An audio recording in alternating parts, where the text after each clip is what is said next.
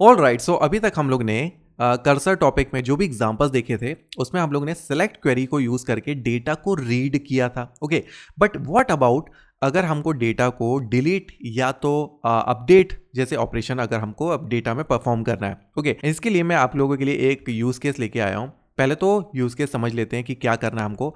HR wants to give a salary increment to employees in department 30। मतलब अभी department ID के basis पे हम लोग ठीक है फैच कर रहे हैं, तो डिपार्टमेंट आईडी 30 जिस भी डिपार्टमेंट की है उनके एम्प्लॉयज़ को इंक्रीमेंट देना है, लेकिन उसके लिए मल्टीपल कंडीशन है। सिंपली क्या है, अगर उनकी करेंट सैलरी 10,000 से कम है तो 20% इंक्रीमेंट, 10,000 या तो 20,000 के बीच में है तो 10% इंक्रीमेंट, 20,000 से अगर ज़्यादा सैलरी है तो 5% इंक्रीमेंट। ओके, तो यूज केस तो बहुत सिंपल सा है, कंडीशन बेस्ड है। ओके, बट इस टास्क को परफॉर्म करने के लिए या तो अपडेट एक्शन परफॉर्म करने के लिए हमको यहाँ पे दो सिंपल से टॉपिक है वो कवर करना जरूरी है। चलिए वो देख लेते हैं। तो पहला टॉपिक है फॉर अपडेट क्लॉज। ये एक क्लॉज है, जब भी आप कर्सर बनाते हो, जैसे कि देखो कर्सर CMP एस और यहाँ पे आपने एक क्वेरी दे दी। क्वेरी के बाद आप सिंपली यहाँ पे क्या कर दो, फॉर अपडेट यहाँ पे लिख दो। ठीक है, तो आपका जो कर्सर है वो अपडेट करने के लिए अब रेडी हो गया।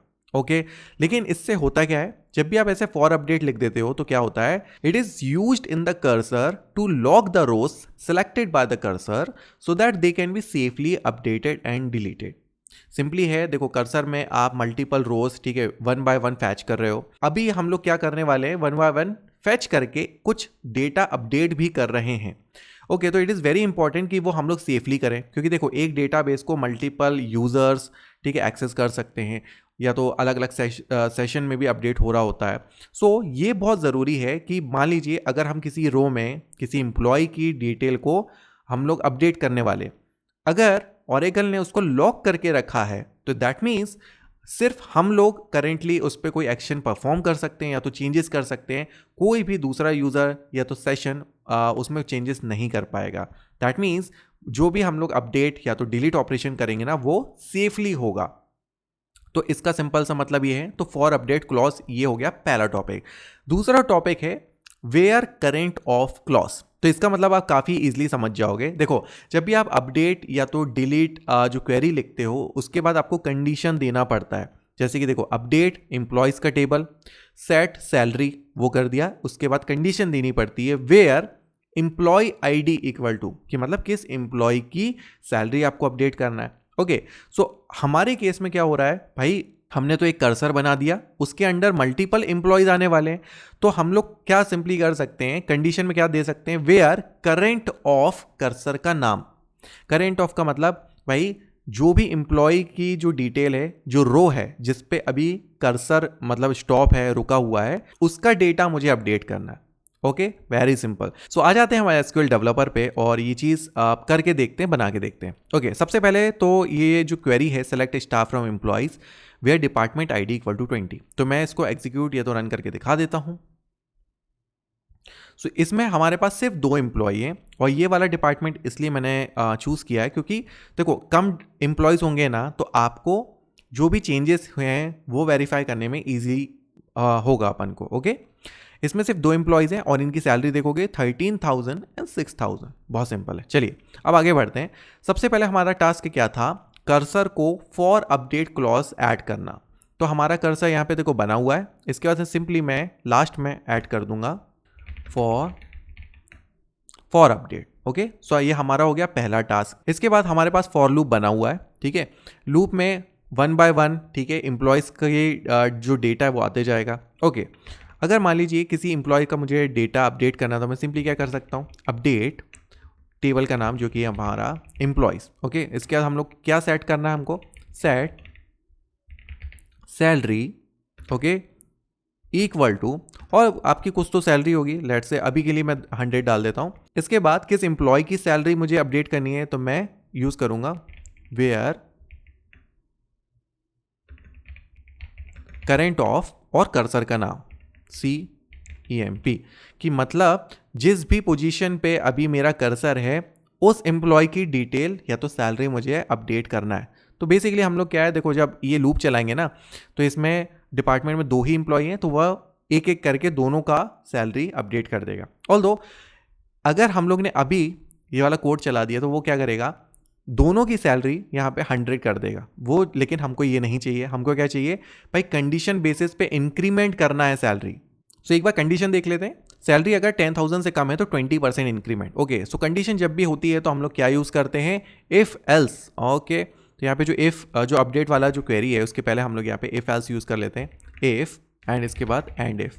मैं पहले ही क्लोज कर लेता हूँ क्योंकि अगर कोड ज़्यादा है तो मे बी मिस हो सकता है बाद में। ओके, इफ़ के बाद हमारे पास कंडीशन है। ओके, हम लोग बोल सकते हैं EMP, क्योंकि देखो EMP में हमारे पास एम्प्लॉय की डिटेल आएगी एंड एम्प्लॉय की कौन सी डिटेल मुझे कंपेयर करना है, तो मैं सिंपली डॉट सैलरी कर सकता हूँ and simply I can say less than 10,000, कि भाई जो भी एम्प्लॉय का डेटा आया अगर उसकी सैलरी 10,000 से कम है देन मुझे क्या करना है। ओके, सो ये जो अपडेट वाली जो क्वेरी है वो हम लोग इफ़ कंडीशन के अंदर लिख देंगे। फॉर्मेट कर देता हूँ। ओके, लेकिन यहाँ पे जो सेट सैलरी है वो 100 है, लेकिन 100 इट्स नॉट गुड। सो यहाँ पे क्या सेट करना है हमको, हम लोग सिंपली यहाँ पे बोल सकते हैं EMP डॉट सैलरी, कि मतलब जो भी करंट सैलरी है मल्टीप्लाई बाय 1.20। तो आप 1.20 करते हो, दैट मीन्स 20% इंक्रीमेंट ऐड करके जो भी नई सैलरी है वो सेट कर दो। ओके, यहाँ पे सेमी कॉलन नहीं आएगा एक्चुअली। ओके, तो दैट्स इट। तो ये हमारा हो गया एक कंडीशन। हमारे पास एक और कंडीशन है क्या भाई, अगर 10 या तो 20,000 के बीच में सैलरी हुई तो क्या करना है। ओके, सो हम लोग क्या करते हैं उसके लिए एल्स इफ यूज कर सकते हैं, एल्स इफ। ओके, अगेन एक और condition EMP dot salary and इसमें हम लोग कंडीशन क्या देंगे, less than equal to 20,000 then. Okay, और ये सेम क्वेरी हम लोग यहाँ पे यूज़ कर लेंगे, कॉपी पेस्ट, और यहाँ पे थोड़ा सा चेंज करना है, 1.20 की जगह 1.10, मतलब 10% इंक्रीमेंट देना है। ओके, एंड यहाँ पे अगर कंफ्यूज हो कि भाई यहाँ पे हम लोग ने लेस देन 20,000 बस क्यों लिखा, क्योंकि देखो जब भी आपकी कंडीशन चेक मतलब होगी वो स्टार्टिंग से होगी। तो मान लीजिए किसी भी एम्प्लॉय की जो सैलरी है तो सबसे पहले चेक करेगा भाई 10,000 से कम तो नहीं है, अगर है तो वो यहीं पे ठीक है एग्जीक्यूट हो गए, यहाँ पे आपका खत्म हो जाएगा स्टेटमेंट।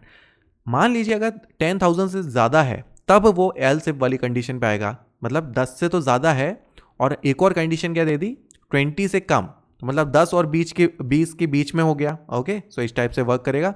और 20,000 से अबव, मतलब इसके लिए हम लोग क्या यूज़ कर सकते हैं, एल्स मतलब जो भी बचे हुए एम्प्लॉयज हैं तो उसके लिए हम लोग क्या कर देंगे 1.05, मतलब 5% इंक्रीमेंट। ओके, सो इस पॉइंट तक हम लोग ने सारी कंडीशंस यहाँ पे ठीक है क्लियर कर ली हैं। इसके बाद हम लोग सिंपली क्या कर सकते हैं, एंड लूप के अंदर ही देखो, लूप के अंदर हम लोग क्या है हर एम्प्लॉय की सैलरी अपडेट कर रहे हैं, तो हम लोग यहाँ पे कुछ डिटेल भी ठीक है प्रिंट कर सकते हैं, जैसे कि फर्स्ट नेम हो गया और इसके साथ हम लोग डबल पाइप साइन, और यहाँ पे हम लोग लिख सकते हैं जैसे कि सैलरी अपडेटेड, तो हमको पता चलते जाएगा कि भाई किन किन एम्प्लॉयज़ की सैलरी अपडेट होते गई है। ओके, इसके बाद हमारे पास सिर्फ एक स्टेप बचता है, लूप के बाहर आ जाते हैं। पहले तो लूप के बाहर हमको सिर्फ एक सिंपल सा स्टेप या तो जो कीवर्ड लिखना है वो है कमिट। सो यहाँ पे कमिट क्या करता है, दो टास्क। पहली चीज, आपने लूप के अंदर मल्टीपल टास्क परफॉर्म किए, मल्टीपल एम्प्लॉयज के डेटा चेंज किए, अपडेट किए। ओके, तो जैसे ही आप कमिट करते हो दैट मीन्स आपके जो चेंजेस, जितने भी चेंजेस किए हैं वो परमानेंटली स्टोर हो जाएंगे डेटाबेस में, मतलब आप जो चेंजेस अब परमानेंटली चेंजेस होंगे, तो परमानेंट चेंजेस कमिट के बाद होते हैं। दूसरी चीज, आपको ये चीज़ पता थी कि भाई हम लोग ने फॉर अपडेट यूज़ किया था, दैट मीन्स हर एक एम्प्लॉय का जब भी डेटा आ रहा है, फैच हो रहा है, तो रो फैच हो रही है ना, वो लॉक होते जा रहा है, राइट। तो मतलब अभी तक समझो कि ये क्वेरी में जितने भी एम्प्लॉयज़ का डेटा था वो सब लॉक हो गया। तो जब आप कमिट यूज़ करते हो तो वो परमानेंटली आपका जो भी चेंजेस है सेव करके वो लॉक को रिलीज कर देता है। ओके, सो वो अनलॉक कर देगा, दैट मीन्स इसके बाद कोई दूसरा यूजर या तो कोई दूसरा सेशन से उनमें चेंजेस किए जा सकते हैं। ओके, सो यहाँ पे हमारा कोड हो गया कंप्लीट।